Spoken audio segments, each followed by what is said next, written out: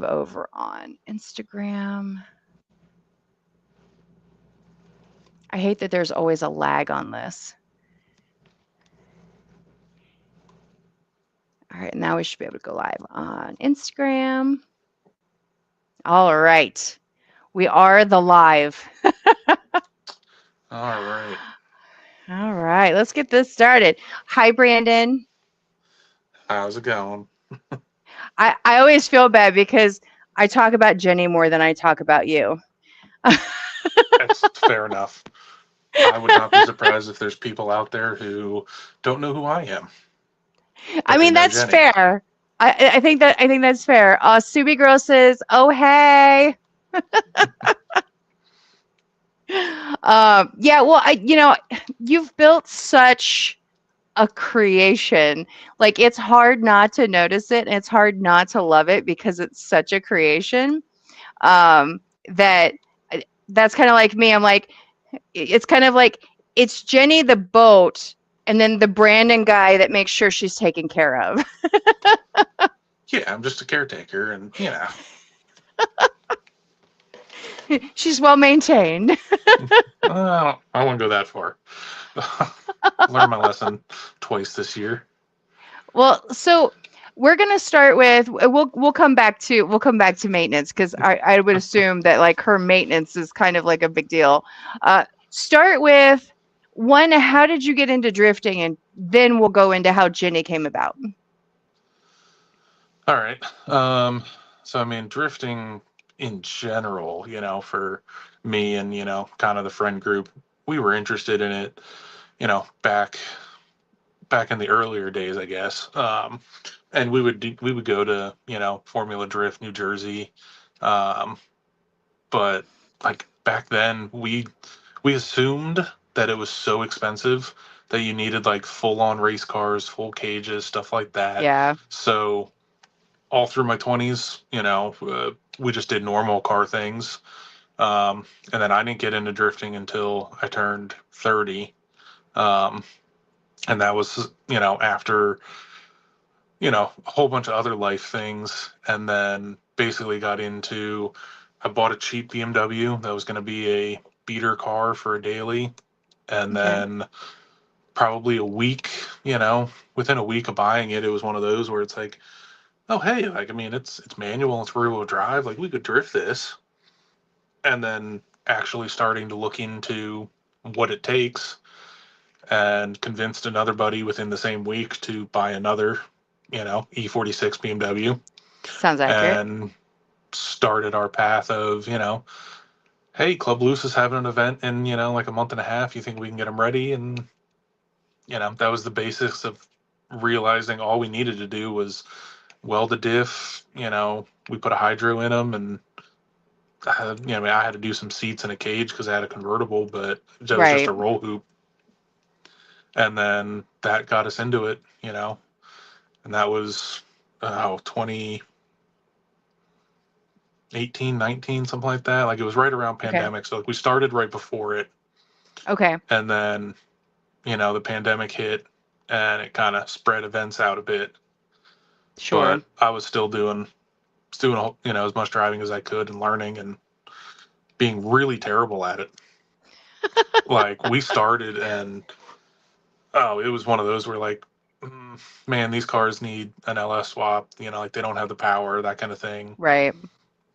And you do the Now, typical Were you a go to a. typical were you a typical car guy before all of this? Like, had you already been doing like maintenance, wrench work, mechanic stuff, or was this the start of it for you? No, I've been into cars and anything with a motor from basically. I mean, when I was 12, I got a paper route, and then with money from the paper route, it was anything with a motor. So like way before these electric scooters, everybody has. Um, Mhm.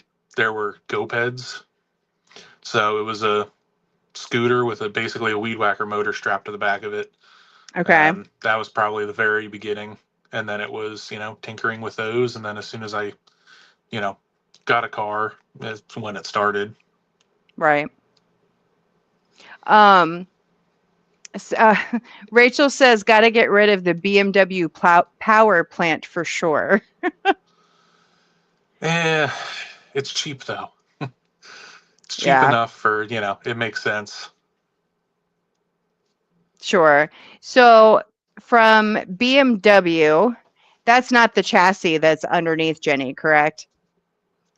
That the original drift car, Hmm. not anymore. Okay. It was the one that started Jenny. Oh, okay. I didn't know that. So, yeah, I mean, getting into, if we jump back up into the starting of drifting, it was, um, ran that car, for a year or so. And then our local track has, they do it for Halloween now. They used to do a Christmas event. It was early December, and you could Okay. decorate your car for Christmas, and you could win a season pass. So pretty much that first, I don't remember, it was first year, second year, like I did a whole thing and dressed up the car, the convertible E46, as Santa's sleigh, and I Okay. had Slayer on the side, like, Cute. in the correct font and everything, but for Christmas sleigh. Sure. Um, I did not win that year. Got gypped out of that one where it was one of those we definitely thought should have won. Right. And then the next year I did covered the whole car in Christmas lights type of deal. That was pretty Okay. early on in that trend. And then that year I did win the season pass for the track. Okay. We're coming up. They changed it to Halloween because there was no guarantee for the Christmas events. So, because of weather and everything. So, we ended up Sure. getting close to Halloween. They announced they were going to do the decorating and everything again. And so, still with that same convertible E46, I took, like, I'd won the year before. Like, my friends joke with me because they're like, yeah, like a month before Halloween, you were like, I'm not going to do anything. Like, I won last year. Like, what am I going to do this year? Sure. And then I was like, a week later, I was like, but what if I found a boat on Marketplace? Uh-huh. So, So what made you think about a boat, though? I guess that's my question because we all love it because it's such a creative idea that you don't see a lot of. What actually was the aha moment? I don't know for sure. I mean, there was a Okay. lot of, I won't say my childhood, but growing up, and like I was a big into watching, the British Top Gear. They did a bunch of Hmm. amphibious cars, stuff like that. Um, as you've seen, I have the scoot ski, so the jet ski Hmm. motorcycle scooter Yep. thing, and those have been around a bunch, and I've wanted to do one of those forever. And somewhere in between all of that and just regular Facebook, searching of a car guy, boats are all, they're not very expensive on Marketplace when they don't work. They're one of those items that it's fiberglass. So you can't Uh-huh. take like an old car, you can't take it to the scrapyard and get $200-300 for it. You Sure. physically either have to cut it up or take it to somewhere and get it. You know, you have to pay to get it removed. Right. So they end up just sitting in people's backyards forever, rotting even farther. And Hmm. then it's like, oh, how do we get this out of here without paying for it? They put it on Marketplace for free. Right. So I had went and looked at one the weekend before, but it was very much a typical V nose, style boat, and they didn't really want anything for the boat, but they thought the trailer had worth in it, Okay. and we couldn't come to a price. I was at like $200. Like I wasn't spending a lot for a Halloween Yeah. joke, Sure. and so I kind of walked away from that one.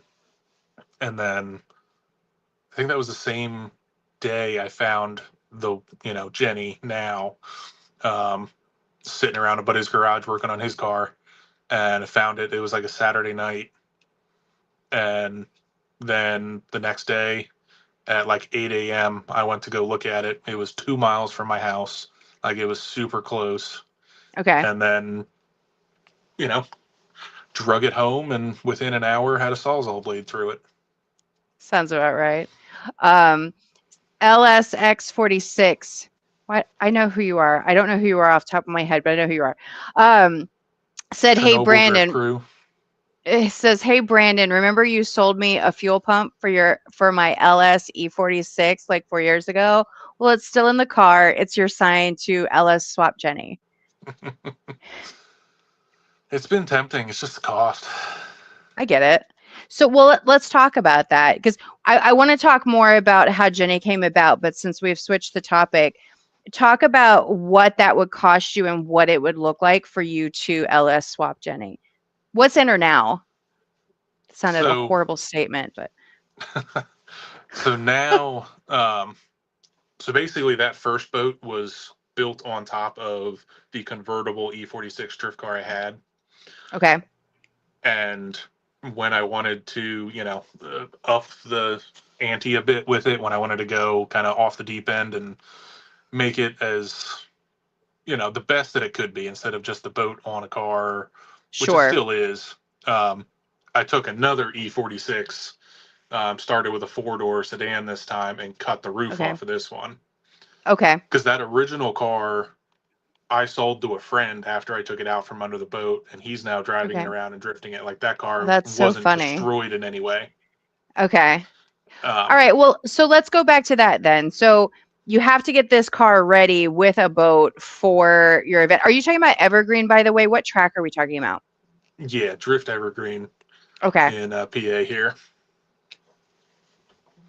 Um, so yeah, it was literally 2 days worth of work and $100 to put that boat, that's in the picture on top of my convertible E46. That's And so it was crazy. literally like I unbolted like the hood and the bumpers and the trunk to save some weight, took the mirrors off, and it just sat around it. You Okay. could still see both windshields. Um, Do we have photos of this? I need you to send me one later. I want to see what those look like. oh yeah, Okay. it would have been that way the first year I went to DOD, which I don't remember the first year. We met. Um, 2024 or end of no, that would have been 2023? yeah, it might have been before that. So I don't know if you saw it on the convertible chassis at all I don't think so. because I did Uh, that first Halloween, went to DOD, and then okay. went to Hyperfest and that next full year with the convertible chassis. And Okay. then in that time, I was building the 4-door, the fully caged version. Okay. Okay. LSX says, I remember the convertible E46. We were twins for like a little while. A little bit, yep. Okay, so you take this to Evergreen. Everybody loses their shit. I'm assuming they think it's the best thing since sliced bread. Oh yeah, it was funny because you used to be able to show up to Evergreen like Friday night, camp in the Hmm. lot outside, and then Yeah, go into the track when it opened the next morning, which because the neighbors you're not allowed to do anymore, which is a pain. yeah, But it's you know, unfortunate. we're drifters. We're not always punctual, so we're like, we're still working on cars. We're still fixing stuff. So Uh-huh. we get there at like 1 in the morning. You know, Friday night into Saturday morning. Pull in. There's still a bunch of people standing around. I didn't even get parked, and there's somebody walking over going, "There's wheels under it." Because there's just a boat on a car trailer. So like it Uh-huh. still kind of looked like a boat on a trailer. Uh-huh. Um, and then yeah, I heard a bunch of stories from like the next day is like, oh yeah, somebody drove in, they saw a boat on a trailer. They're like, that's weird, but whatever. And then they're unloading their car and they see the boat just drive past them into the track. I'm assuming you won the season pass that year. I did. I did. I might have won so bad that they never announced second and third place, which I get shit for because I had a couple buddies that also decorated really well. So they were Mm-hmm. hoping for at least second or third.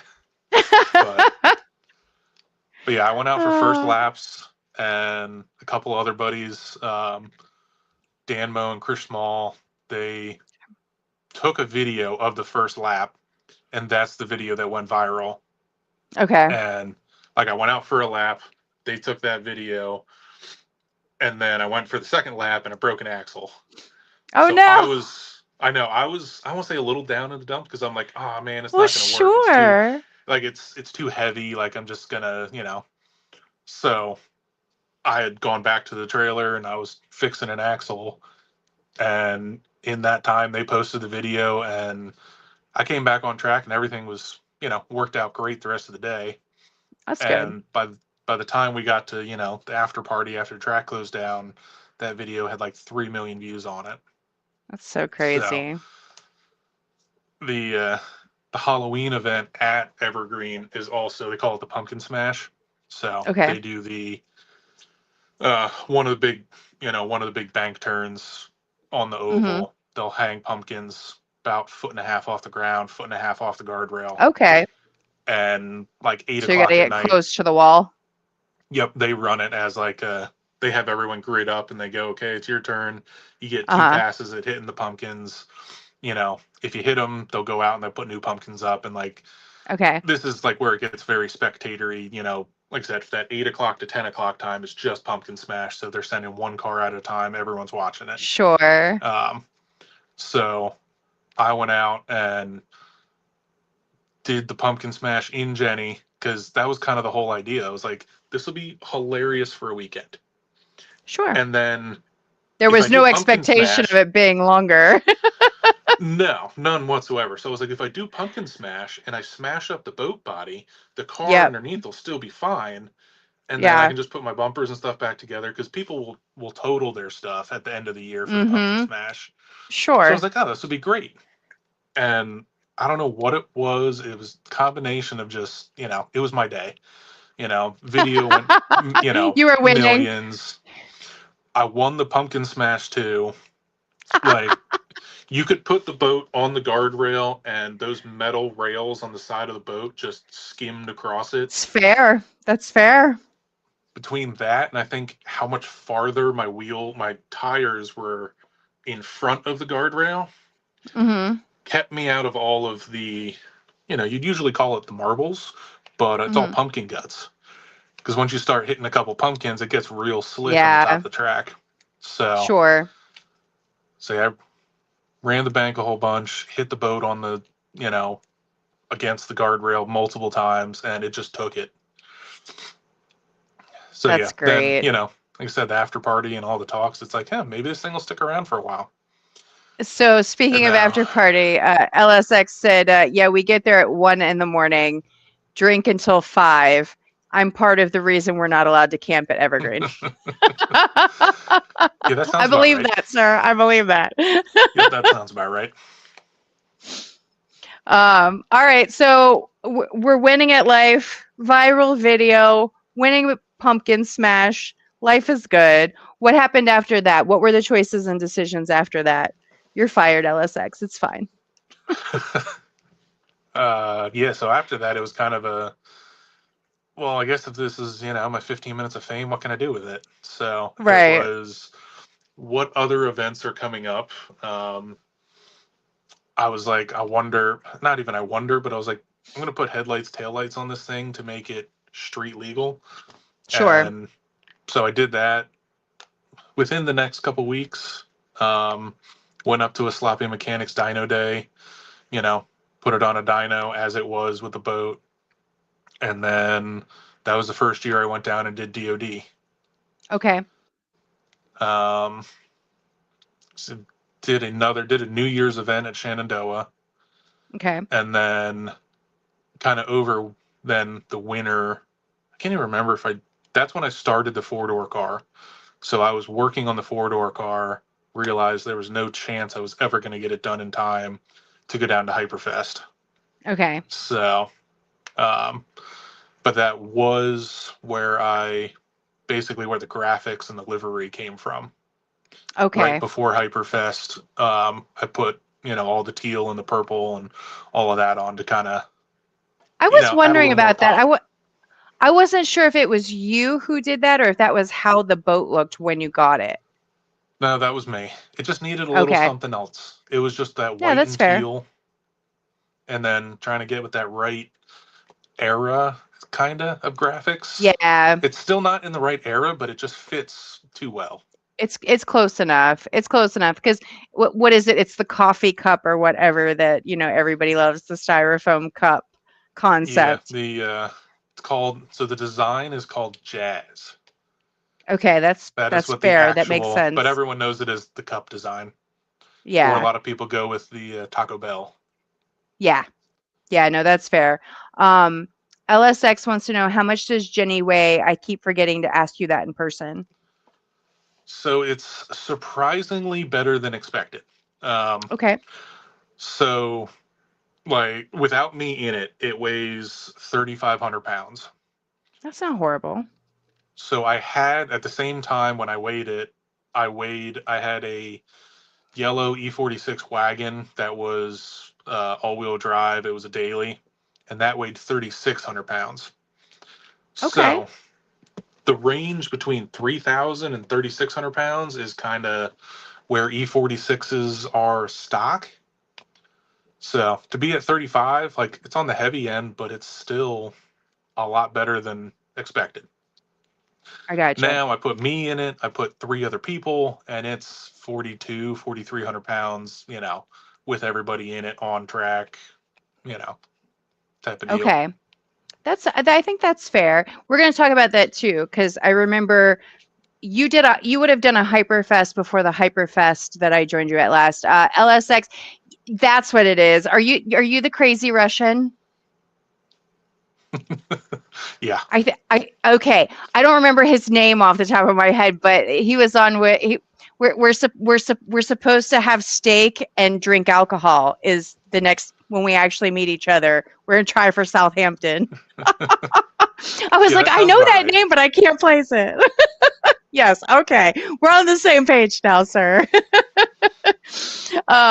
So let's talk. Well, let's keep talking about the weight because when we did Hyperfest 2025, I didn't go for media for Hyperfest. I did media at Hyperfest, but I wasn't. I didn't. I didn't sign up for it because I wasn't sure if I would get it, and I was just checking it out for the first time. And you had three of us in with you for that track, and I remember I think we did 2 laps and you're like I think you said something about you didn't factor the weight for the way the track was set up or you had made an adjustment of some sort and the weight was too much. Yeah, I mean, it's one of those where, I'm not making crazy power. Like it was probably making 350-ish around there. Okay. So it does change the way the boat drives when you go from just me and then you Sure. add another three people to it. you know it could be another 600, 700 pounds or so depending, Sure. and it definitely affects it. And it doesn't help the laps that you were in for, which the videos are great. Was like basically, somebody, I forget if they caught fire or broke or something on track. So we Mhm. sat in the hot pit for a minute waiting for them to clear the track.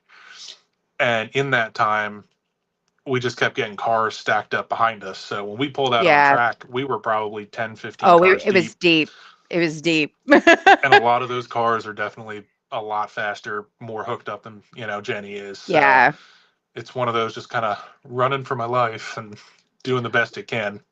Well, and I would say that I feel like that event is kind of set up for that as well too. Because when I went out with Kylie, it was the same thing. I mean, it was just car after car after car after car. Like when I looked at the video from him, he actually got bumped from one of the Hayes cars, and the poor quarter panel he had just replaced. He was like, you know, but Yeah, he got bumped. It wasn't anything tragic by any means, but when I looked back at the video, I mean, it was just like car, car, car, car, car, like everybody was stacked up. And with the way that particular track is, I could see where it would be easy if you don't have the power to get really, really behind, which would back up the people with the power behind you. But if the people yep, with the power are in front of you, you just have a huge gap and you catch up with them at some point. pretty much. Yeah. Mhm. Usually, it's one of, I would say Jenny's downfalls is, the weight and the power, and Mhm. I usually keep it not as gripped up because I never know when somebody is going to come over and ask for ride-alongs or stuff like that. Yeah, So it kind of helps in in that aspect. So it's always slower than a lot of these other cars that I've been running with. And that's just kind of it is what it is. Like it's never going to be, on that level. It's never going to be a comp car. It's just kind of entertainment and exhibition. sure. Well, and I find it amazing. You, Kylie, and Travis with Black Betty, the length of your vehicles and how well you guys swing them by how long you are is crazy to me. Now I know you're longer than both of them. So it's like even seeing them swing their cars and not like annihilate a wall or another car sometimes is always like impressive to me. Right. And I don't know how their cars drive, but like I know the difference. Part of it is like I'm Oh, longer, speaking of Kylie, there's Kylie. We were just talking about you, sir. but yeah, the difference is I know like Jenny's longer, but the Uh-huh. wheelbase is shorter That's fair. because it's still an E46 underneath. It just has longer overhang. Well, So in does terms that of affect how it feels? Because do you have more weight back there because of the length, or is it because it's fiberglass, it's just evenly distributed? I think it evenly distributes itself pretty well. Okay. Um, but I mean, you can definitely feel the weight in other places. Yeah. It's just one of those. Yeah, like the short wheelbase definitely keeps it like shorter wheelbase stuff. Is going to transition quicker. Um, yes, there's extra body, so there's some weight that kind of. So it's probably similar to what Mhm. those big B body cars are. Right. Okay. Yeah, because I remember, and I asked you for this year, but you said you're not doing it this year because Jenny's getting a facelift, um, or a makeover. I'm not sure what we want to call it. Yeah, I don't know if that's happening anymore this winter. What happened? I thought she was getting like a new outfit. Yeah, I mean, I was going to do fix all the fiberglass and repaint it and, just make her a little brighter. Same color scheme Sure. in that. But just with the way the winter's been going, It's I'm fair. still putting a motor together for it. So Okay. looking at what's coming up realistically, I'm not Yeah. going to get all the mechanical things done and, you know, Fair. the cosmetic stuff that I want to do. I got you. I got you. Because I was asking you for Hyperfest for this year if you're going to be in the burnout box because I missed most of the burnout box last year because I didn't remember what time it was. And I didn't think to go early. Like I didn't think anything of it to like get like set up in some place where I could actually shoot. And like I could see, but I couldn't see. Like I wasn't tall enough to get over people. I couldn't get through the crowd to get to you guys. There's one video I have where I'm videoing somebody's cell phone I of did see that them one. videoing you because I'm like I'm too short for this adventure. Um, Yeah, it gets pretty but packed over there. it really did. I was really surprised by it because the other event, the entertainment event where they're jumping things, I'm Oh, yeah, missing a over on the skid portion of the pad. information. There you go, the skid pad. It wasn't as much of an attraction and draw to me as the burnout pit was, and I was a little surprised by that. Um, but I I think think that's part why of the I burnout didn't. pit is Good. that everything else is closed at that point. That's So it's fair. kind of its own attraction. Like all the racing on the tracks is stopped. The you know drifting is over. The burnout or the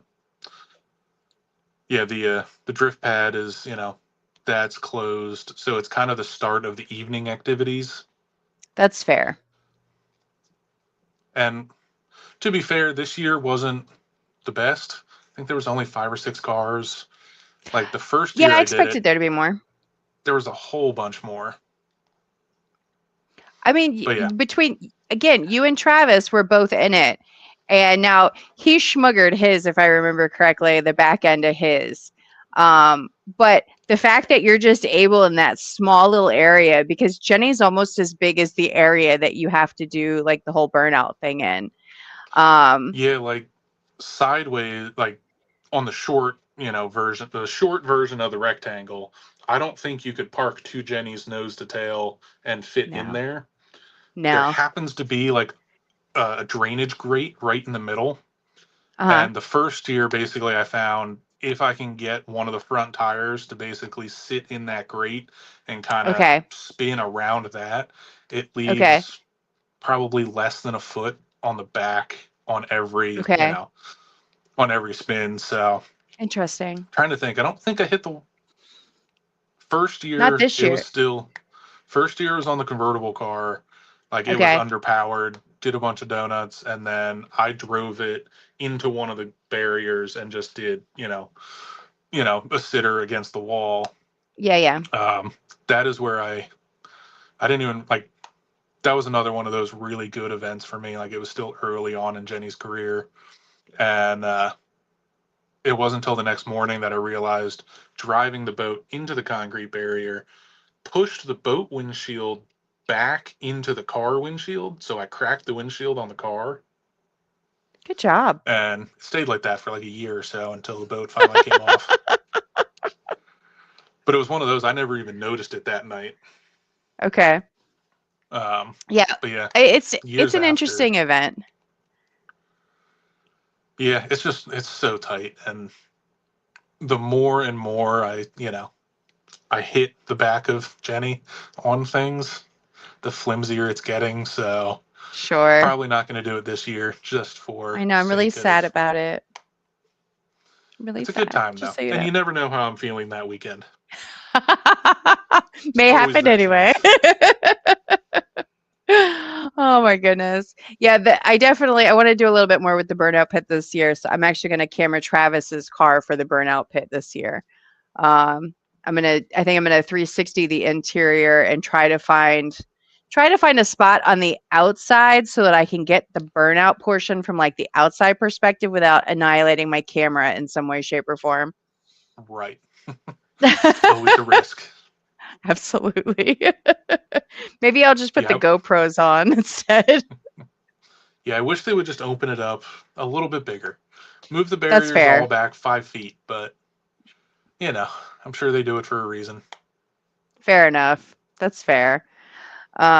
All right. So, how much horsepower do you actually have? You said you put it on the dyno, right? So that was on the convertible car, Oh, okay. pre-turbo. So it surprised all of us. It made 190. Okay. So factory E46 numbers are within that, you should expect 150 to 190 horsepower from a stock motor, basically, depending on if it's a 2.5 liter or a 3 liter. So it was surprising for what we thought it was going to make. We thought it was going to be 160s, 170s. Okay. Um, since then, since I put it on the new chassis and turboed this one, um, it was a 2.5 liter motor to start, and then hurt that one, and we put a 3 liter in it. So the general thought is it's 350 to 400 probably now with the 3 liter. Okay.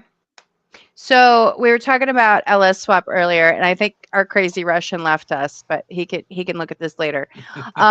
If you were to LS swap it, one, what would the cost and process be? And two, what's the expectation of the change in horsepower? I mean, that all kind of depends. So just generally on horsepower would all depend on how much, money you put into it. Um, Fair enough. Basic 5.3 or 6 liter LS, you're going to make around that similar 350, 400. If you keep it very simple, iron block, truck motor type of stuff, maybe put a cam in it, you'll kind of be in that same range. Um, if you go actually put some heads and cams and, some fancier stuff on it, spend some money, probably easily make 500. Um, but then what we did a lot of the the thinking or the thought process in the beginning before Jenny, Okay. and in terms of like, do we want to LS swap them? Do we want to turbo them? What do we want to do? And I mean, you can buy LS swap kits for them. They're not cheap, you know.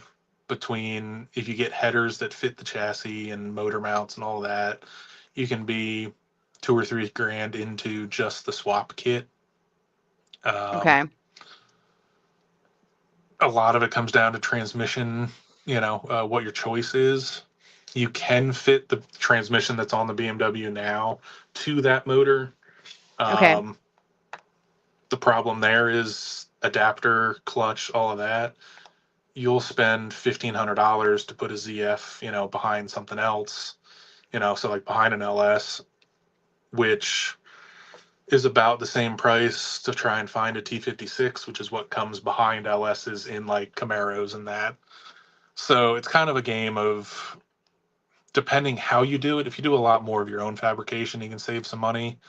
But Sure. I wouldn't be surprised if it's 6 grand plus. And say I've done an LS swap in a motorhome, and that is way cheaper because of things that you can keep. It's not a performance Okay. oriented, situation. Um, basically, I took a motor out of a Suburban and put it in a motorhome. So all the accessories fit, stuff like that, Okay. Um, those are some of the costs with LS swap stuff that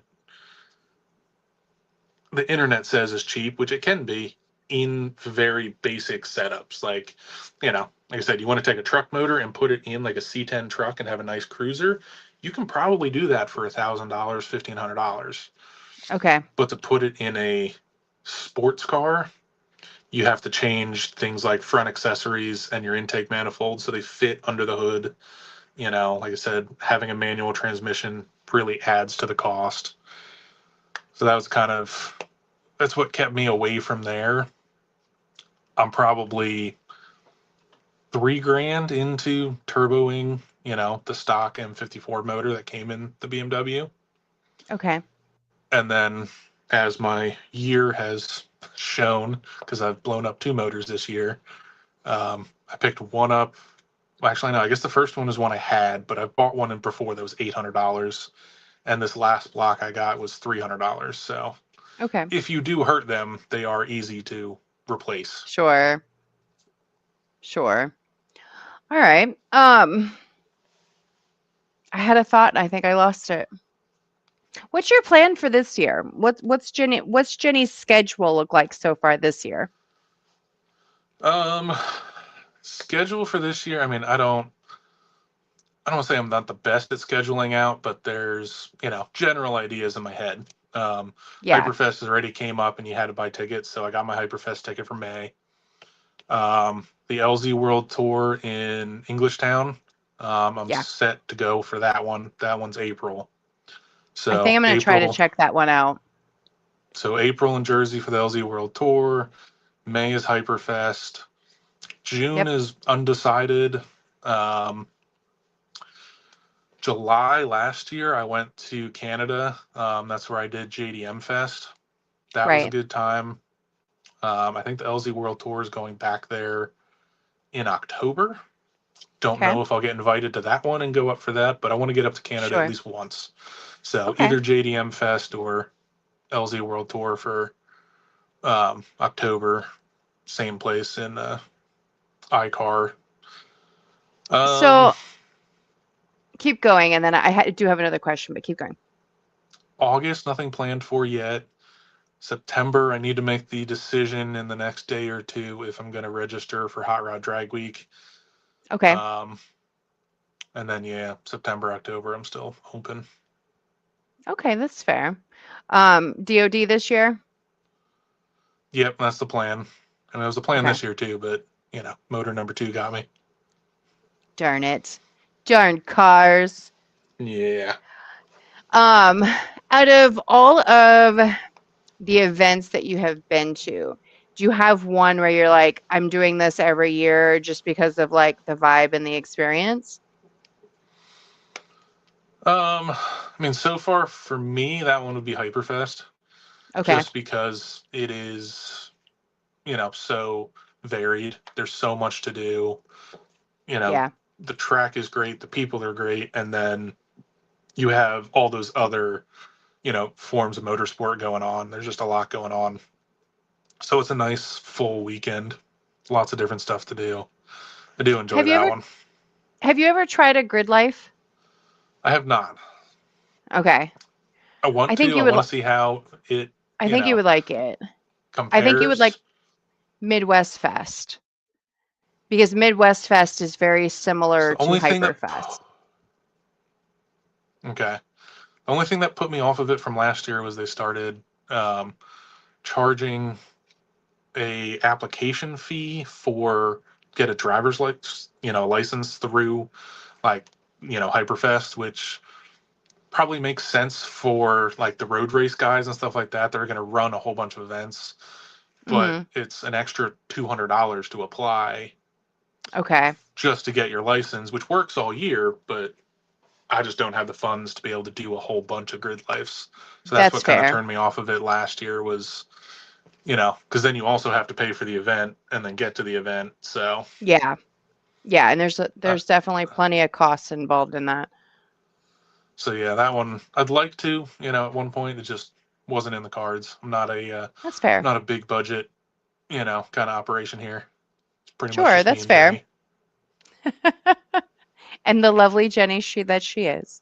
Um, all right, so Hyperfest top of the list. Tell me about LZ World Tour last year because I haven't been to one yet, and I'm debating on if I want to check it out this year. It's a good time. It's definitely it's like putting on, it's like putting on a drift comp with a whole bunch of your boys, is kind Okay, of basically how it seems like LZ has it run. Um, I was still happy to be involved in it last year, and sure, my involvement is definitely a little different than, what everybody else is doing because I'm just going as sure. exhibition entertainment. Yeah. I'm not actually part of the competition that they're doing. But in terms of spectator, vibes and everything like that. Like it's a big production. They definitely Hmm. put a bunch into it, and you know, it's.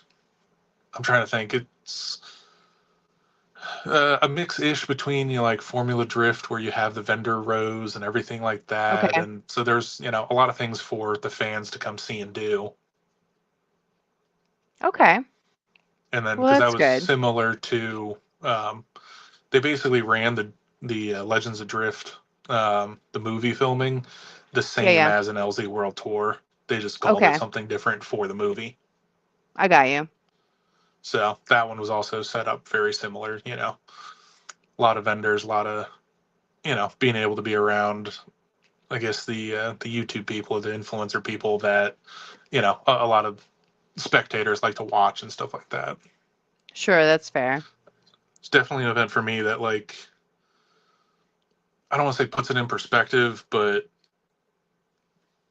like I'm as I said before, like Jenny is very known. How known am I? And being able, I can still walk through like the vendor area and stuff like that, and not get I want to say mobbed by people, but Sure. it started where people recognize me and they would come up Good. and like ask for a picture and an autograph, and it's like that's not me. I was like, you sure? It's just me. Like I have no idea. Like this feels wrong. That's okay. I'm totally gonna pimp you out at Hyperfest. I've now decided after this conversation. Have you guys met Brandon? Yeah, he's Jenny's handler. I mean, the Hawaiian shirts help. Usually gives a pretty good tell of still, still working on some other merch stuff to make it even Oh, more good. noticeable. I want my own Very Hawaiian good. shirts. I just haven't figured out. Like, I want a Jenny Hawaiian shirt to sell, and I haven't figured out the right design yet I might be able to help you with that. because it's got to be We'll talk cool about that but later. not I tacky. You Yeah, know. no, that's fair. That's fair. I have an idea. We'll try for something. I do graphic stuff too, so we'll come up with something for you. Okay. Let's see. Our crazy Russian LZ tour is mass attended, and Legends of Drift was fire. Cody says, I remember the first event with Jenny, LOL, pulling into Evergreen the night before Pumpkin Bash. Yeah, we talked about that, Cody. He was winning that day. Oh yeah. speaking speaking of winning, because I had one of those days today where I accomplished like two really small tasks, and it's the first time in a while that I felt like I wanted something. the the Jeep has been down for a couple of weeks. We had to wait for a transfer case to come in, and they got the transfer case replaced. And now all of my front end steering stuff has to be replaced, which my son is going to take care of this weekend. But I accomplished today. I now have heat, which my I had replaced the what is it, the resistor, and the first resistor died. It malfunctioned, killed my battery because it would just not turn the blower off. And Oh, then, so I replaced that. I now have heat. That's win number one. Win number two, I finally caved and ordered the remote programmer for my key fob. My key okay. fob is dead, but the new key fob works. And it worked on the first fucking try. And the level of excitement from something so simple. I was like, Hey, I'm winning today. Nobody can tell me nothing. you got to take all the small wins. That's for sure. Oh my goodness. Especially, Okay, so I mean, for oh good. car guys this time of year, those small wins. Jenny is in 1,000 pieces in my garage at the moment, At least you have a and garage. That's the thing I think some people don't realize sometimes with this car stuff is, a lot of people are doing stuff like in the backyard at their buddy's place, like wherever they can get like out of the weather, or if they're really really fortunate to have like access to a lift. And yep, that's where I'm fortunate right now with my son. Like he has access to stuff that normally we wouldn't. And I understand completely the whole winter thing because even the shop can be cold. You can't feel your fingers, but you're trying to work on something, or you've got a ridiculous heater blowing propane heat at you. yep. I've got I have a rental, and it's those last couple weeks where it's been 2 degrees and Mhm. 7. Like I haven't Yeah. been very motivated to go up because it takes 3 hours for the heater to make a difference. Oh, I can So only that is definitely imagine. one where I wish I had the garage at the house where I could come home from work, turn the heater on, Yeah. do dinner, stuff like that, and then just go out later. But I don't have that option, so Yeah, that's fair. I deal mean, with what you we work with can. what you got. And if you go Yep. back to your comment of working in the backyard and that, like Jenny, I didn't have a garage when I built Jenny. When I Okay. built, I literally lifted the boat shell high enough to get the car underneath it with my childhood swing set. Like I ratchet strapped it to Love my it. swing set and used an engine hoist, and that is how I originally built Jenny. I love it. So it's one of those, 100% if you love it. find a way and you can make it happen. I mean, trust me, I'm there with you on that one. I refer to myself often as a redneck engineer, and because when you grow up and you're poor and or you don't have, maybe you have the money for the parts but you don't have the money for the labor, which is usually the story of my life. That's why I've learned how to do most of what I've done. You figure it out really freaking quickly. But I actually, when I went to go today to the auto parts store to swap the part out that had failed, it was the first time that I definitely realized that I'm in my 40s because we're going to say the kid that helped me stopped and Hmm. had a conversation with me. He was smoking a cigarette. I popped the part in, started working, I was telling him about it. He goes, yeah, he's like, most women your age don't work on their own vehicles. I went, oh, really? That's what we're doing now, my guy? Okay. I know I'm old, but I'm not that old yet.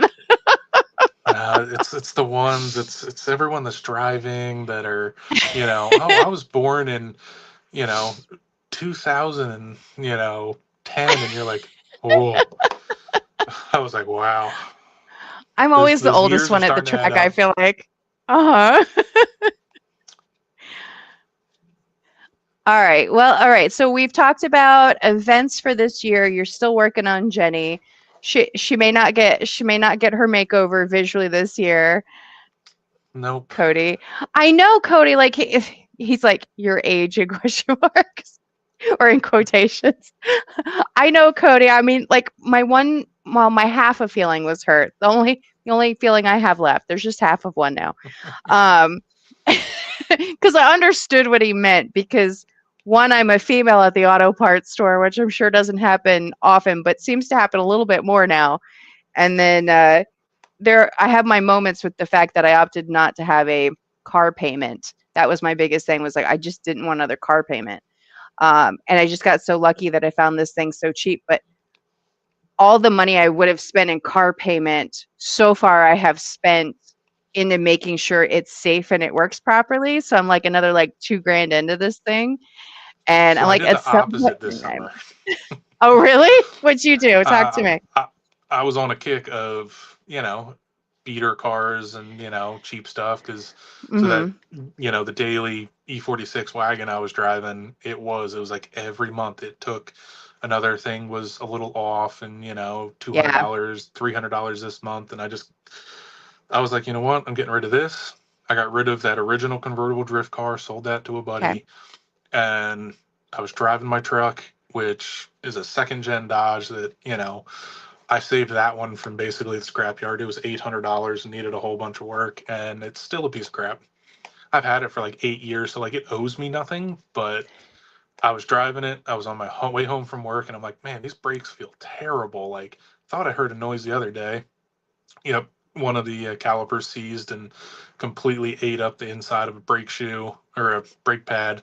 So it was just metal on metal, and I'm like, I'm over this. Like I had vaguely been looking for a newer car, Uh-huh. and so that night I went back on searching, for the same thing I was looking for. I just was like, you know what? What if I just make my range a little bit bigger? And Okay. I found the car that I bought down towards Baltimore. Okay. So What'd I you ended get? up buying a 2018 Audi SQ5.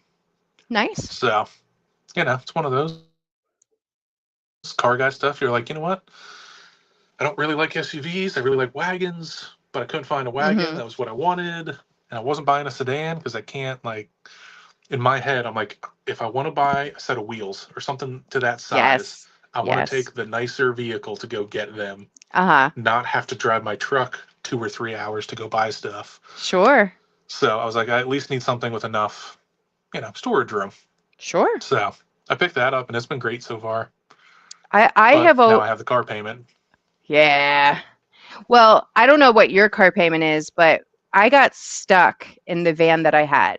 As good as the van was to me, do not get me wrong, the van was good to me. I did very little maintenance. It was a 2018 as well. Um, I couldn't, it was a 4 cylinder. I had outgrown it.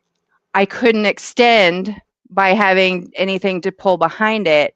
But just for the payment alone was $500 a month because when I bought it, I had to buy a new vehicle because my vehicle was dying. I had one of my basically the engine was going, and I had to buy it when we had the whole chip shortage thing, like right after COVID. Oh, yeah. So everything was like double the price that it should have been. So I overpaid for it. So I couldn't trade it in because of the age and the mileage. And I still couldn't trade it in because, well, I'm sorry, I couldn't refinance it because of the age and the mileage for what I owed on it. But I couldn't trade it in because I still owed entirely too much on it to make it worth trading it in for something else. So I'd been stuck with it until it ate the deer. And then when it ate the deer, I had gap insurance, which all this happened at the end of October. My gap insurance still hasn't actually made the payment for the car yet. Oh, That's how long the process takes. It's dumb. Like, it's yeah. so dumb. I had to wait because I had a warranty. I had a warranty for like wheels and tires that still had a year left. And I had to reach the warranty, tell them they had to cancel it because of it's a total loss. And it took more than a month for them to send a check to my bank that has the loan for $6 and some change. And then I had to give all of that information to the Gap people, which was already in play. And it took another month. And then they needed another document. And then it took another month. And I'm like, when are we done with this? Like, this is the dumbest process. Like, this has taken 4 months because you needed $6. This is dumb. Right. So at least Yeah, we're almost done. they'll take money out of your account real easy, but as soon as it's something that benefits you, it's pulling Oh, teeth. 100%. But that was why I didn't want another car payment, and I got the Jeep. I still really wanted a van because I'm like you, what am I hauling? What do I need it for? And I always got sideways looks for having the van because they questioned what I did with it. Because it just looked very odd that the van was what my daily was, let alone like my travel rig. And even the Jeep now is funny because I took it to somebody to just make sure I knew what we were fixing on the front end because I just needed somebody smarter than me. So I took it to a spot out in Warrenton, and the guy who goes to look at it goes, "Oh, he's like, that looks tough," and I'm like, it looks tougher than it is. I'm like, I don't know.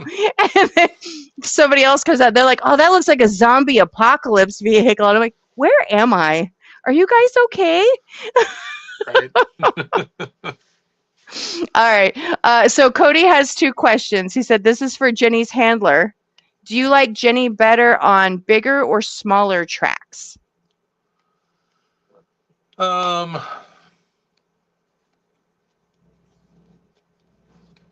yeah, I or don't know. shorter or Probably longer?" I more. guess.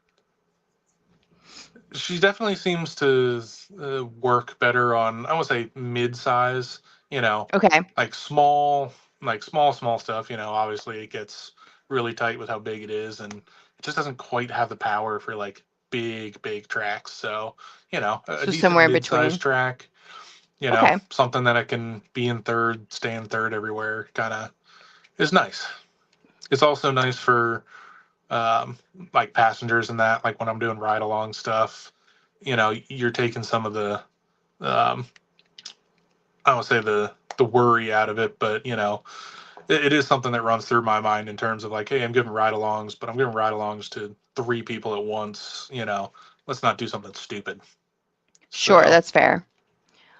Cody said bridge at Summit, so Shenandoah Circuit, the bridge yeah, loop. I haven't run it with the new motor. There's certain Okay, parts of it that it struggles in terms of like wheel speed, but no, fair. I definitely enjoy that one. Okay. Um,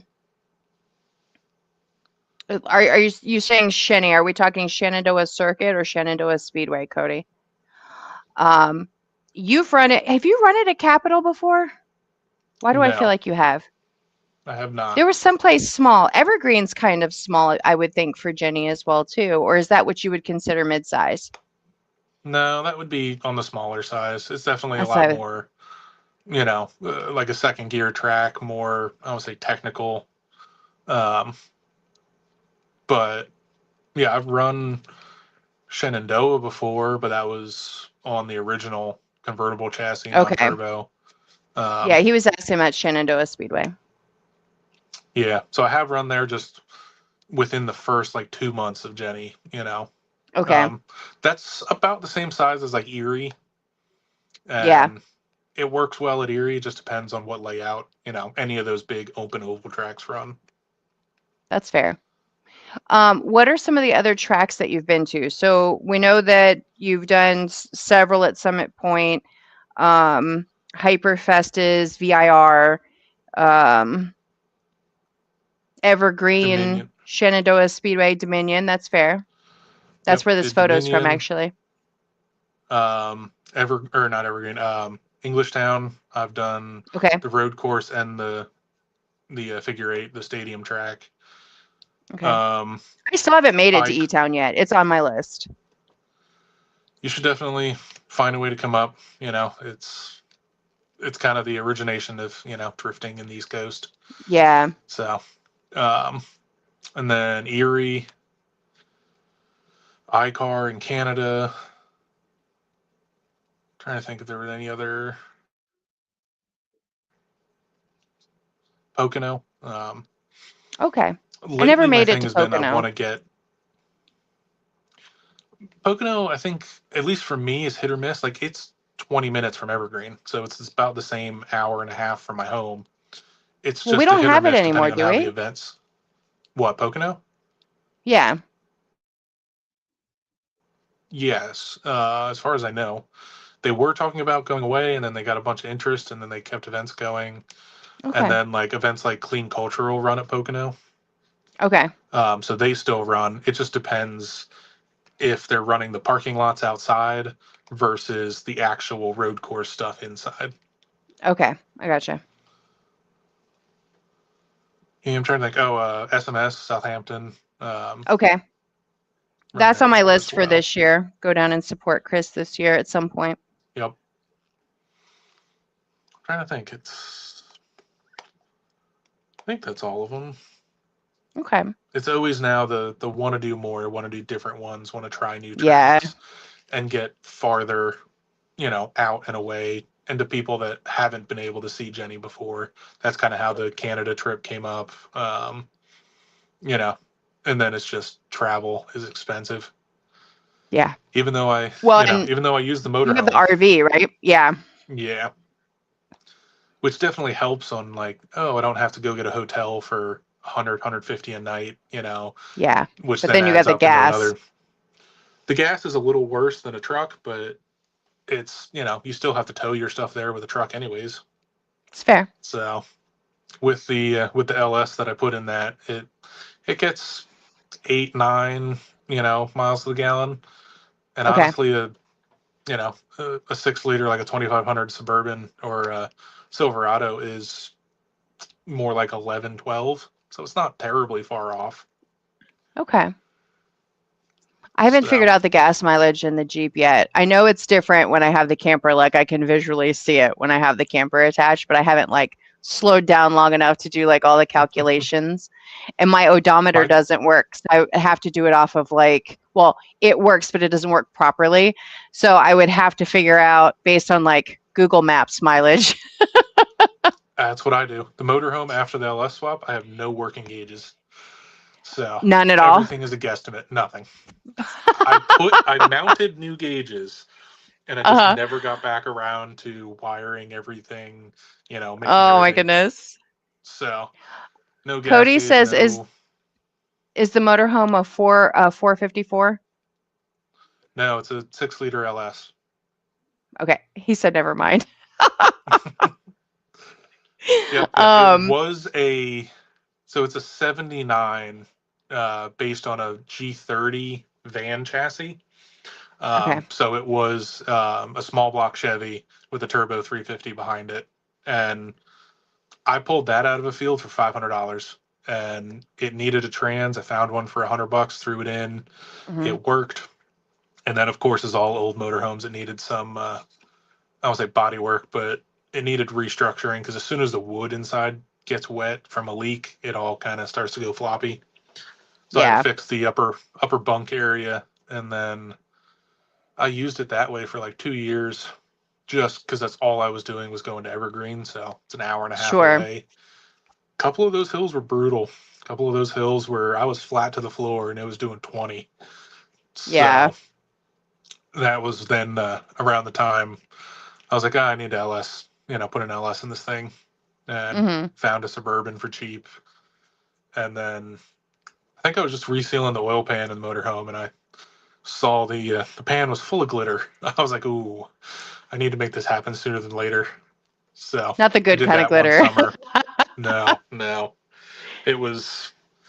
I ended up doing it in between events, so I had 6 weeks to do the full swap, and made it happen with basically hours to spare. Like that Okay. last night I was in my driveway at 5 a.m. bolting the gas tank in, doing the first So funny. startup, and yeah, that first, we drove it around the block. We might have put 2 miles on it and went, hmm, hook the trailer up and drive an hour and a half to the track. Sure. Not a So problem. we made it. It wasn't pretty, but we made it. But since then, that thing has been, knock on wood, pretty reliable. Cooling fan here or there and some random stuff. Brakes are the big thing, but it's taken me, everywhere from Hyperfest to Canada to kind of all around the East Coast. Sure. Sure. Um my ADHD here lately has been doing great. I had a whole question set aside in my brain, and it is now gone. I don't know where it went, but it went somewhere.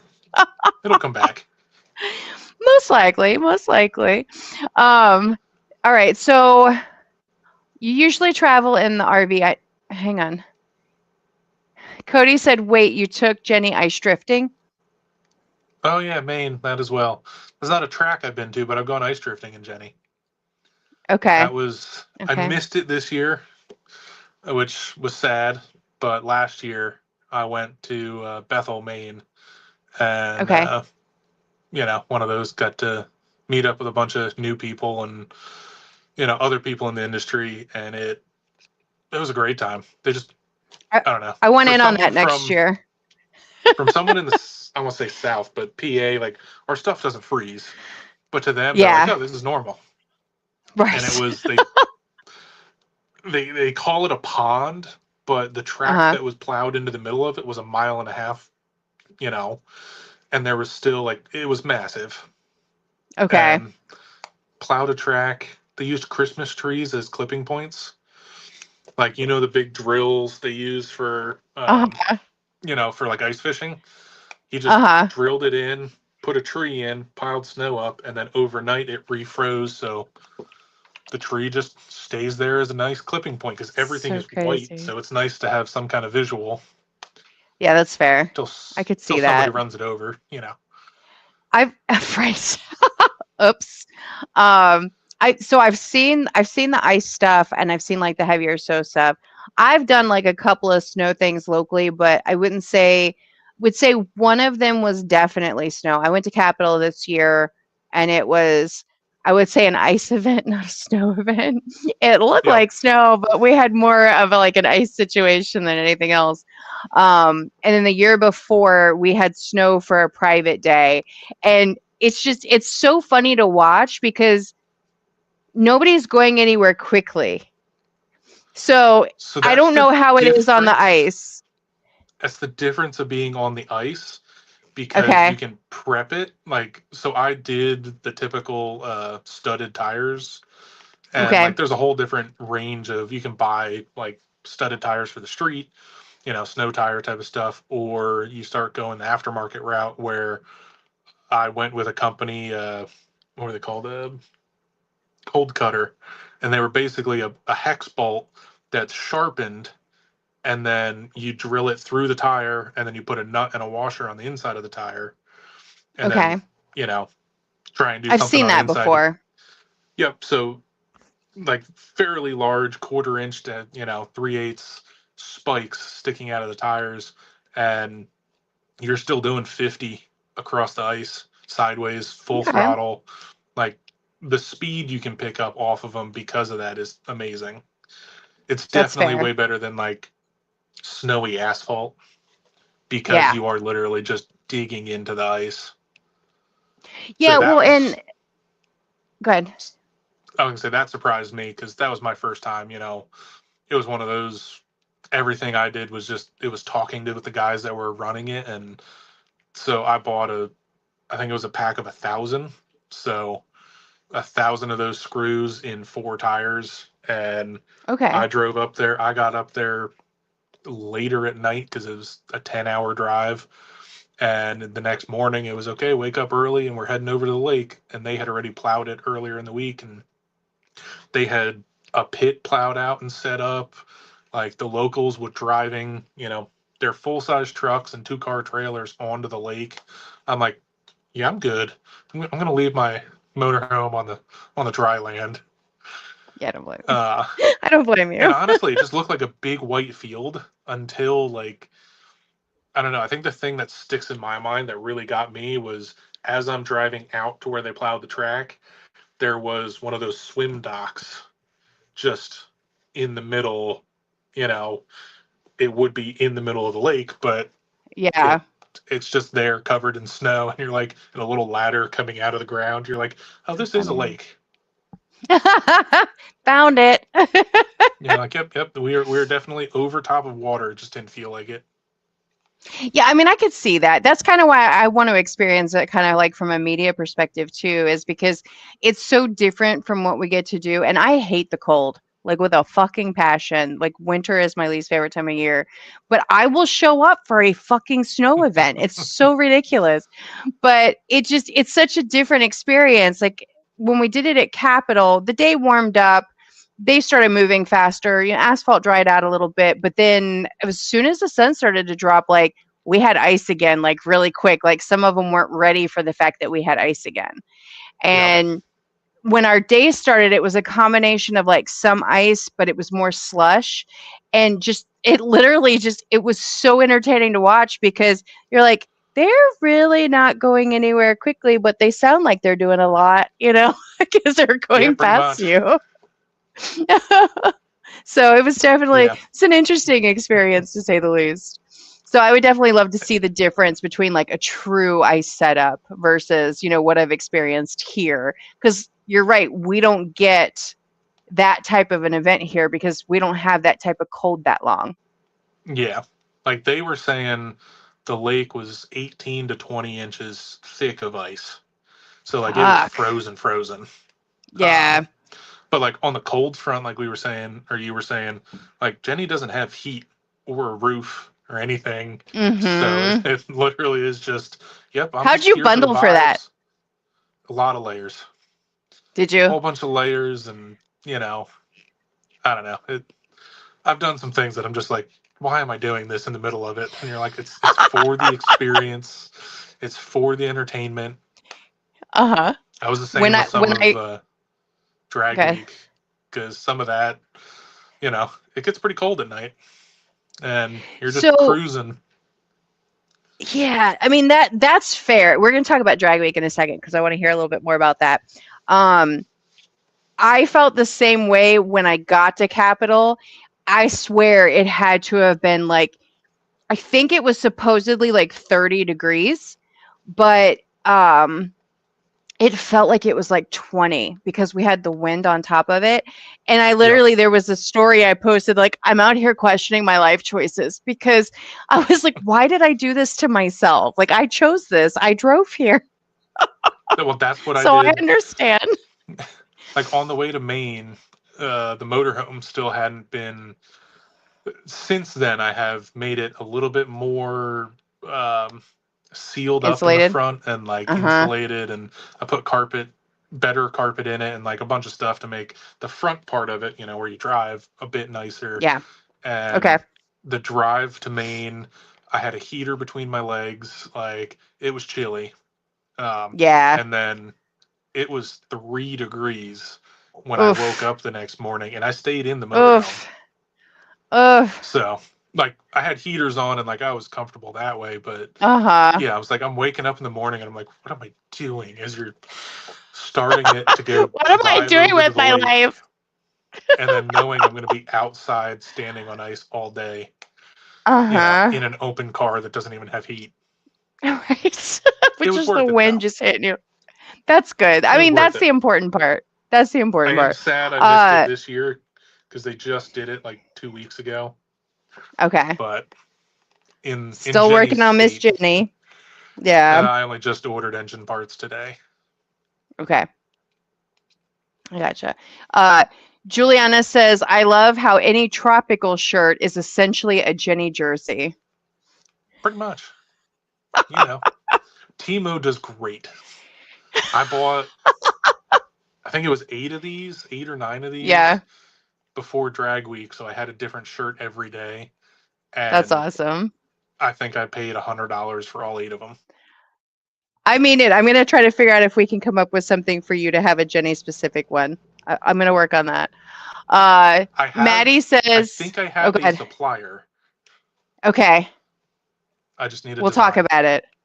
I'll work on it. Okay. I have a couple of ideas. As soon as you said it, I was like, oh, I want in on this. I want in on everything though. So in all fairness, like if it's cool, I want in. Maddie says, does your trans tunnel get hot to keep you warm? No, not really. Sure Okay. doesn't feel like it. There's also the exhaust comes out the hood, so there's no exhaust Okay. under the car either, so that doesn't help. Fair. Okay, that's That fair. is on the list of things to fix or to change Okay. to make it For what? closer to street legal. So actually, let's talk about that before we talk about drag week. Okay. Um, it's funny because when you talked about putting lights on Jenny to make her street legal, I'm looking at my own photo on the screen and never noticed that it had a license plate on it, Yep. Yep. Pretty and it's much. been there this whole time. Yeah. Pretty much since the beginning. I mean, the plate changed when I changed the car underneath it, but Okay, and I have joked or thought about the idea like I need a custom plate. I just don't know what to put on fair. it. Jenny's the obvious, but it also Yeah. says Jenny on the other side in paint. So, and the You just know you know what original. I think you should you know what I think you should do? I think you should do either a contest, merch giveaway, a poll, like something, and let everybody like submit their best guess at what your license plate should be. And Yeah, then like whichever one wins is the one that wins. yeah. As long as it's available, I gotta go through a bunch of because I That's know I've fair. done it before. I went through and I looked for just Jenny's not available, but like Of course. you know variations of it are. So you know there's options. Okay. Okay. So basically we just have to poke at you and be like, "Did you do the thing yet? Did you do the thing yet? Did you do the Pretty thing yet?" much. I'll add it to my calendar like once a week and be like, "So hey, did you check out DMB?" There's tons of Um, things that I want to do all the time, and it's uh, like, oh, that's going to take me a little bit of time or money to yeah. add that like accessory or something, and you're like, I'm just going to Yeah. work on making it sure it runs. Yeah, that's It fair. needs to be That's fair. running and working. Like I'd love to put a radio in it with some like big wakeboard speakers, but you know, time and money. Still Yeah, looking I for, like all of it. an audio sponsor. There you go. There you go. Still working Um, on it. Andy E says, can't stay and hang in the live stream, but love you, Brandon. And then Maddie said, I have a friend with a coupe who he is warned because his trans tunnel, coupe vert. Okay. That was why she was asking about the trans Yep. tunnel. Yeah, no, mine doesn't get that warm. Okay. So, what did you have to do to initially get Jenny registered as a street legal vehicle? Um, so she's registered as the BMW. So I Okay. did nothing. I Okay. just had a vehicle that is registered as, you know, as the BMW that it's built on. The Okay. headlights, taillights, turn signals, like all of the obvious stuff, Okay. and hope for the best. That is Got my it. theory. More of the don't ask permission, ask for forgiveness. Uh-huh. I was about to say the same thing. So far, it's paying off. I've been pulled over once Okay.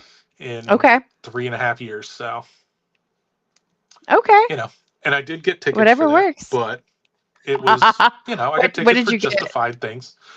It wasn't inspected. So, PA, we have to have inspections. Okay. Um, one of the reasons I don't have it inspected yet is because of the exhaust coming out the hood.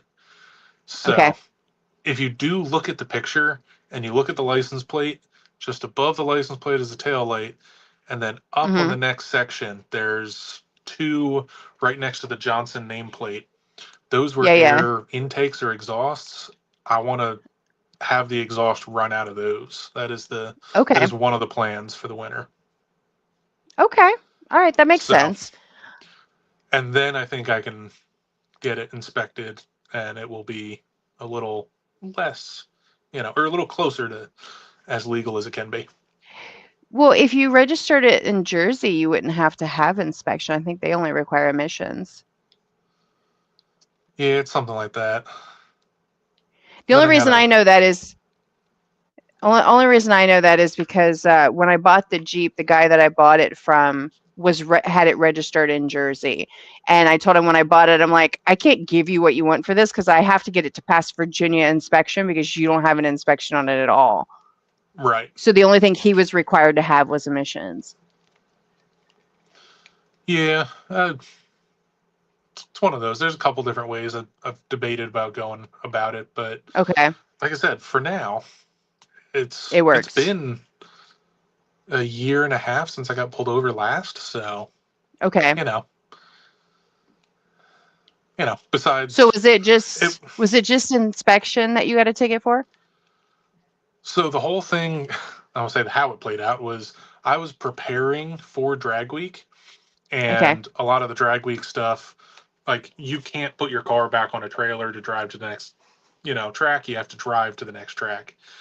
Right. So most people make a small trailer to tow behind. Yeah, yeah. So I took an old jet ski trailer and jet ski and just took the motor and everything out of it and cleaned up the whole inside. And then the inside of the jet ski was my storage for parts and tools. And Okay. I just towed it behind Jenny. And I had just finished it. It was like the Thursday before leaving for drag week. So I was trying to get stuff done on it. It's 1 in the morning. I leave my garage. I am heading home through, it's like a 10-minute drive, and it goes through one town where like the cops are known for always sitting in. Yeah. And so I'm cruising in a boat, towing a jet ski trailer, and he pulls out and he followed me for a good couple of miles before he Yeah. finally pulled me over. And he's just like, where do I start?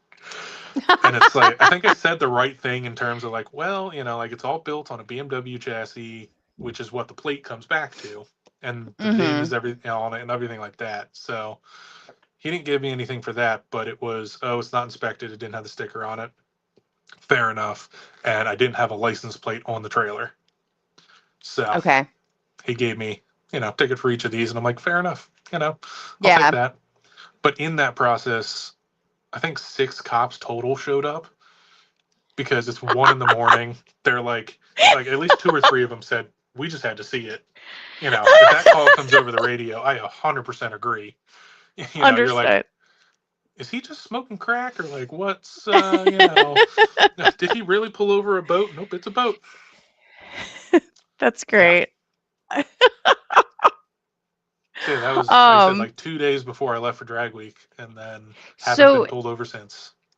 tell us about Drag Week. I'm about to do this year. I'm going to do Drift Week 11 with Travis Snyder, and Yep. I'm a little apprehensive about it because I realized when he and I started talking about it, I'm like, I'm really a loner. Like at heart, like I do everything by myself. So the idea of being in a car with someone for 2 weeks, I'm like, I don't know how I feel about this. I mean, I'm similar, uh, and for drag week, I had a complete stranger with me. So it was one of those, like, the person I thought that was going to go with me as my co-driver, he ended up not being able to go, and I literally ended up, like, I asked a whole bunch of like my normal friends and stuff, and it was too late for anybody to get off work for a full week. So I Okay. put it on the internet. And I was like, as honest as I could, I was like, hey, does anybody want to be a co-driver for drag week? It may be uncomfortable and loud, and I can't guarantee anything other than it's a boat Yeah. and we're driving down the road. I haven't drag raced it yet. I have no idea what this week is going to end up being, but it's 900 miles. Who's in? And Yeah. I got a guy from Florida who ended up reaching out, and we talked, and it seemed to work out for both of us. So I literally, drag week started in Ohio for that year. So I drove from Okay. PA to Ohio, past where we were staying, so I could go pick him up at the Columbus airport. And that was the first time we met. So the day before, I pick him up in the motorhome with Jenny on the back and everything. And then, we head back to the motorhome or to the hotel. And, you know, the next day was, I guess, tech day. So yeah, it was entertaining. That's But so then, funny. I mean, talk about the car world. You know what I mean? I Like know. that's such a typical car world thing. And drag week is set up a lot more, I want to say competitively than the vibe I get from Drift Week, because Drift Week is Okay. just a bunch of guys hanging out, doing drift, Yeah. going to different tracks 100%. and being able to do them all very consistently, consecutively, with maybe a Yeah. drive day in between type of stuff. And drag week has the competition level to it. Now there's a bunch of people like me and like others that just there for the fun of it. Like Hmm. our vehicles aren't going to be the competitive top of our class, but it's a fun, Sure. essentially vacation, Yeah, and you get to that's do fair. it around tons of other, like-minded people. So, like, there's a time that I was cruising down a highway in Michigan, in Jenny, next to an old NASCAR that was also running the event. Okay. Or, there's the guys that are running 6 second, 220-mile-an-hour quarter mile passes, and they change that car over and drive it 200 some miles to the next track, and you may pass them, That's so crazy. That's so funny. and tons of people stop and, help each other. And, it's Yeah. very, even people, like while they're racing, like there can be two people in, one and two in a class, and if something breaks on one of them, like the other one very well, may help him, either fix it or have the parts for him to fix it. And they're like, yeah, why not? Sure. Sure. So it's a fun competitive and just entertaining. Like I said, for what I did, it was entertainment, and then I got to see all of the fast guys run. Oh, that's The good. guys that were actually competing, and then meeting new people, and you know, but it's definitely a journey because it's you know, you get to the racetrack early in the morning, and it depends on when your run group runs, and if you got a pass that you were happy with, you can leave right away and then start your, essentially it's usually 200 miles ish to the next track, Okay.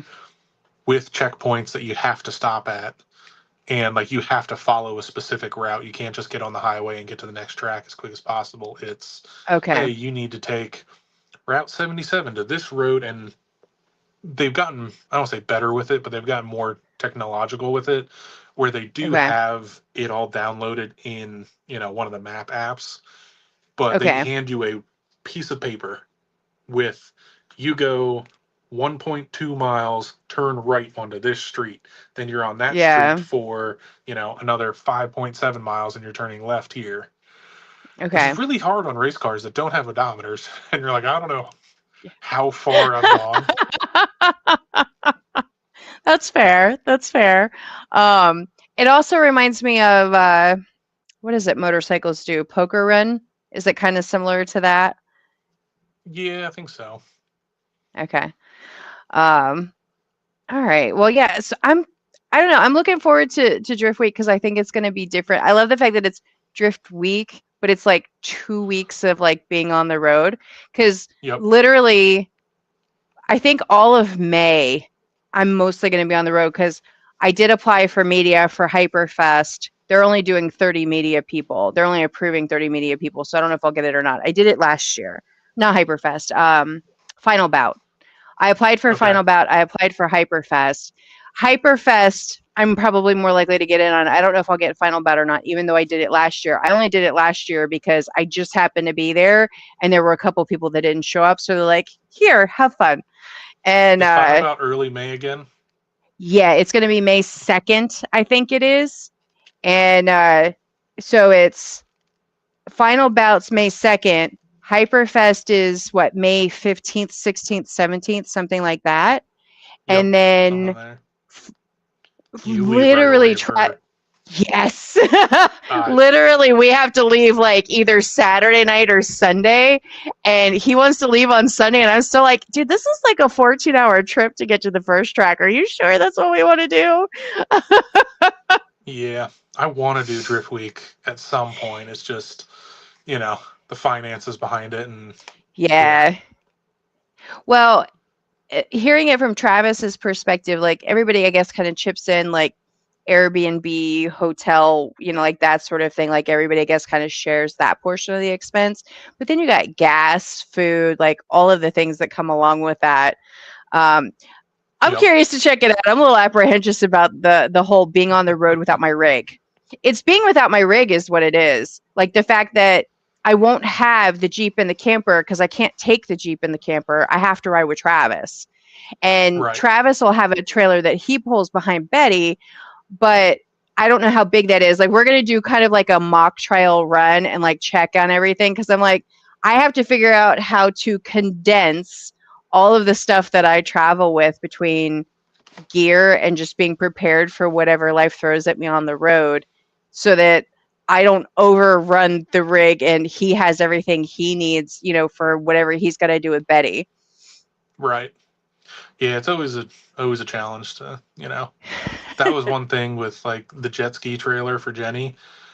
It Hmm. was the right aesthetic, but it was way too Okay. small. Oh, Like I can imagine. I can it imagine. was one of those, like, all the tools and everything fit fine, but then Uh you're huh. like, okay, well, like, you have your luggage bag and your camera bag, and then my co-pilot also had a luggage bag and a camera bag, Mm-hmm. and yeah, we were trying to keep those in the jet ski as well because it was at least watertight, whereas the back seat of Jenny isn't, Yep. in case we did get rain or anything like that. And the trunk is mostly useless on Jenny, so you know. Yeah, that's fair. Juliana said Drift Week feels like ultimate summer camp. I like that. I'm gonna remember that, and I'll let you know when I get back. See, one year I'll run it, and it may be one of those where I'm like, okay, well, I'm not going to run a couple events, like Yeah. I'll do that, and in 2 months before and 2 months after, probably nothing. Yeah, But that's fair. That's fair. Um, definitely on the list. I, I mean, I'm fortunate in the fact that my day job is freelance work that's remote. So I work for myself doing remote work. So I can be on the road and still make money while we're traveling for Drift Week because I can still do my work from a computer. Um, Otherwise, I don't think I would be able to do it because it would just be entirely too much downtime. Um, Right. so I understand because if you're not making money while you're doing the fun thing, you have to come back and make more money to throw at the next fun thing. Yeah. Yeah. It's pretty much, my whole life now is, and it always seems to be, is just trying to make more money. And then you just go from, okay, I work all the time otherwise, like a Uh-huh. normal 9 to 5 plus a part-time job, and it's like all of it's to Uh-huh. get to this next event, and then you're like, okay, back to working all the time to make it to the next event, and you're just Mhm. going with your getting your hopes up and your all your adrenaline and your enjoyment out of those specific weekends that you're trying to get to, you know Yes. every couple every couple weeks, once a month, depending how it works. Because Yeah. last year I probably overdid it, and you know, like July I did 3 in a row, 3 weekends Oh in a yeah. row, and I think I had a weekend or two off, and then did another 2 in a row, and I was like, okay, maybe this was too much because it took a motor out Lessons in were the middle of learned. that too. Yep. Right. Even though you did an oil change 5 weeks ago, if you did 5 events in that time, you probably should have changed it again. Yep. It's That's where fair. that's why I lost the first motor of the year. I was like, I don't know why, I was like, it just started knocking, and you're like, pull it out, and oil's super thin. I was like, I just did an oil change. It's like, oh yeah. I'm like, I did run like And then I four made her events do in work. between, and I was like, probably should have changed that. So You know, hang on, I'm going to hold that thought. Juliana says it's definitely a huge financial commitment. I'm glad Aaron Losi puts on a great event. Yeah, I'm definitely looking forward to it, Juliana. I will report back. I have a feeling my lives in May are probably only going to be about the events. I've already told Brandon Hyperfest that Sunday. I'll probably have to do it from the drift car, from Betty, but I have a feeling, well, most of my lives are going to be that week. It'll either be Sunday or that Wednesday. I have a feeling are going to be about all the events in May because right now I'm up to three of them and there's a potential for a fourth one. Um, so let's talk about maintenance. And because I know sometimes with like the drifting stuff, everybody loves to hear, like we've already talked about the engine. They like to hear about tires. How often really should you do an oil change? Should you do it every event? Should you do it every other? um, I love yeah. that I you're mean, it all thinking. kind Like of I can see the smoke just rolling it all out. kind of depends because it's like. like when I had the convertible car and it was a non-turbo car, and like I don't know, I'd go probably 6 months in between oil changes, and like Okay. we beat the crap out of them. Um, the guy that I started drifting with, and he bought an E46. He he might have done 3 oil changes in 5 years until he finally blew that motor up. So like it owed him nothing. But Sure. then you get to the levels of, it's like, okay, those were $1,000 cars. The motors are 500 to 800. You're like, maybe it's not as, important. But then, Right. I would say I get to this level and it's like, okay, put a bunch of work into it. It's, I want it to be reliable so I don't have an event where it breaks mid event type of thing. So Sure. I haven't figured out what I want to do in terms of, oil change. It probably should be every other, every third event at least. You know, I don't think I'm a every event type of, oil change, but probably every two or three. And then, the rest of it is just general. If the events are, stacked on top of each other, like when I did 3 in a row, I'm checking the car over at the next event. You pull it Okay. off the trailer, you're like, okay, like driving hasn't started yet, driver's meeting hasn't happened. That's when it'll be okay, look underneath it, check stuff, do a bolt check. Um, if it's in between, and the boat comes off the trailer for some reason, it'll be in the garage and do, my general maintenance checks. Um, Usually it's make sure it has fluid and things like that, make sure things are topped up. um, this past year I've had overheating issues, so I've been trying to play with different things there to make it more, you know make it better. And then, Okay. like you touched on tires and that, and it's, I mean, everyone's got their own. I'm still kind of all over the place. I've gone everywhere from um, like Ironmans and um, yeah, I can't think of the other one. um, basic all season tires to, I've been running some of the Tire Streets Accelera stuff, Kendas here and there. It's kind of I haven't found one that I just love, where it's Okay. like, oh my God, this is, 1,000 times better than everything else. Like, you get a lot of people that do, say like, oh, I use this is a tons of grip and that. And I'm like, I don't always want a ton of grip. Like, I Yeah. don't want to grip it up to the points where when I add people into it, it affects it, where then I start breaking stuff. Yeah. For me, non competition wise, I'd rather keep the car looser so that it might be a little slower on track, but I don't break anything. It kind of, Still you an know, experience regardless. yeah. Yeah, it's That's still fair. pretty good for what it is. It's still, one of the reasons I think Jenny works so well is because she does work well as a drift car. It's not just, oh, a boat on top of a car that kind of drifts, but they're not the greatest at it. It still does look, good from the outside. There's definitely Yeah. there's events that I'm like, man, I suck. I'm like, I cannot get it together. This track is kicking my butt. Like, I have those Right. events, and I'm like, this is terrible. And I'm like, how does anybody enjoy watching this? Because I'm hard on myself because I want to get better. To all these other people that are better and they look up to, and you're like, yeah, like I want to get on that level. But then you look at the people that are in the back seat that I'm giving a ride, and they have no idea. They're like, Yeah. this is amazing. 100%. So 100%. at least I had makes me I had a feel a little moment better. I had a moment like that with Ryan Downey when I first met him actually.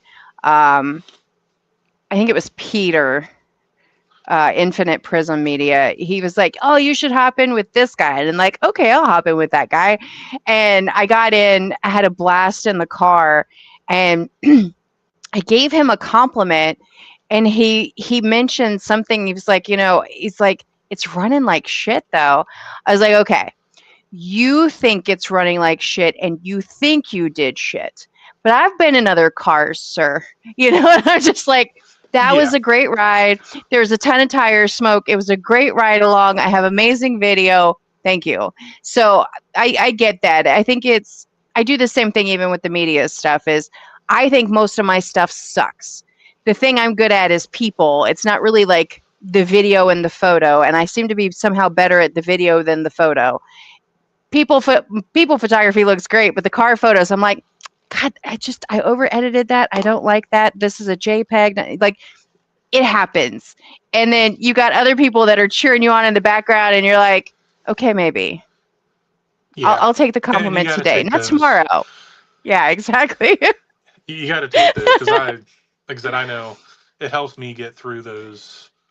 Like I said, it's a lot of what I'm doing is just it's just me and Jenny. Like I have two or three Yeah, other friends, and we go to events and all that, but they're doing their own thing. Like they're doing their yeah, own car, they're working on their own stuff. Like I don't have exactly. anybody who I would call like my crew or like pit Sure. crew or anything like that helping.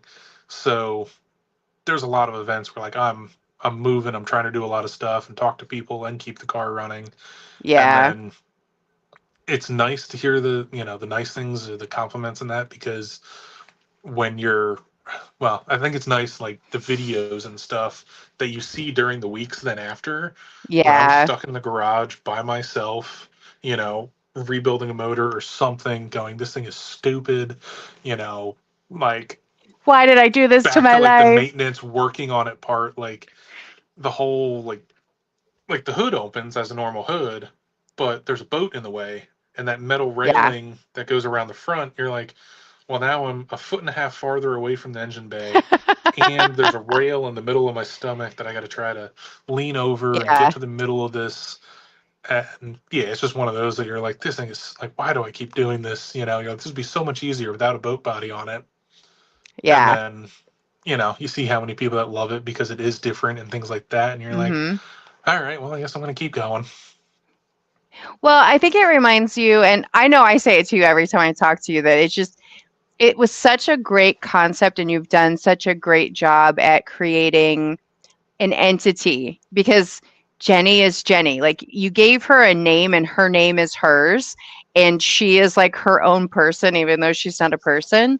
So you've just created such a great thing that it's a conversation piece but it's functional at the same time too. It's not just you don't just show up to a car show and just like let the car hang out. You literally use the thing that should be sitting at the car show. So I think Right. I think there's a benefit to that because not only do you get to enjoy it and experience it, you get to share it with people and you actually get to have more than one passenger. Most drift cars only have one passenger, and in some cases, they don't have any passenger at all, depending on how much weight they take out of the car. Which was one of the ideas, like, between making this a four-seater ride-along car. And it was somebody I don't even know if it was the first event or within the first year that they made a comment about, basically like a yacht or something and being, like how many people, and it's like you got to take friends on your boat to have a party. So one friend is fun enough, but if you can put even more Sure. in, it's even better. Like when I was making the Right. cage, I was looking for more spots to put seats. Nothing Okay. worked. Like I even debated one facing backwards, like Okay. behind, and I was like, I don't know if I'll get anybody in there, but it didn't work with the cage. And I was like, Oh, nobody will yeah. ever be allowed back there at certain events. So I'm That's like, fair. I was trying for even more seats to make it a real party boat, but Yeah, that would definitely be cool. That would be a cool perspective because we're also used to seeing it from the front. I would wonder about you have some of a smoke factor. You don't have a huge smoke factor all the time. You have like a occasional smoke factor. You don't always run smoke when you're drifting though, if I remember correctly. no, I think it kind of depends on the track and, wheel speed. But then a lot of it gets stuck in under the back of the boat. So it kind of dissipates out. It doesn't just roll off the tires like other cars, Yeah, that's fair. which I've got That's stuff in fair. the works for that this winter too. There's other Okay. vents on the side of the boat that I want to Mhm. flip around and hook. Like they make a duct style fan that would then suck the smoke out from the big cavity in the back, and then it would come That's out the fair. side vents. that's another thing that's been That's on my fair. list for like 2 years, and it's just another. You're like, well, it's another $150 project, and you're like, I'm Right. gonna put that one off. Yeah, well, because you have to prioritize, right? Like those are the things. Like if you did it months from now, that would be cool. It does like it didn't have to be done right now for her to get back up and running. So I get that. Right. Yeah, it's kind of All just right. a Well, balancing act. we're almost at the 2 hour mark. Does anybody in the live stream at the moment have any questions for Brandon so that I don't keep him up too far past his bedtime? Who goes to bed at a normal hour? You know, we can talk about that because a couple of my lives I've talked about the fact that we're all doing it for the dopamine. We all have ADHD or some sort of in chemical balance or chemical imbalance, and that's why we're all here. Yeah, that sounds about right. You know, like I say, I'm Sleep, happy if what's I'm laying. sleep, I'm happy if I'm laying down by midnight. right? You and me both. There's times where I might climb into bed at like 10, and then at like 11:30 I'm like, "Well, maybe I'll be asleep by midnight." But then you don't want to get out of bed because you know you probably won't get back in it for like another hour or two if you get out of bed to go do something, or you won't finish the task because that's when you're going to get sleepy. Yep. Yeah. Yeah. No. You try, but then it's like, I mean, I have a normal 9 to 5, well, like 8 to 4, so it's like, oh, I got to be up at 6:30. You know, and you're like, oh, Yeah. I really just need to fall asleep, and I won't. Yeah. Yeah. I understand that completely. Sleeping is the thing that I do the worst at. Like, I am the least skilled and talented at sleeping. All I'm right. good when Well, I'm we don't have asleep. any more. It's The just waking up getting part's there. hard. Yeah. You know what? That's fair. That's fair. I'm not a morning person. I, I wake up, if I can wake up on my own without an alarm, I'm usually good. And I'm pretty consistent on what time of day I actually wake up, like even if I go to sleep late. But I'm a grumpy bear in the morning. I don't know about you. Like, I just don't talk to me. I'm not ready yet. I'm not ready. Right. All right. Well, we don't have any more questions, so I'm going to go ahead and let you go. What I'm going to do is when I hit the end of the live stream, you and I will be back in the studio together, but it'll end it everywhere else. Bye, my Okay. lovelies. Thank you for sticking in with us. Bye, ladies. See you guys soon. Season opener, I hope. Right.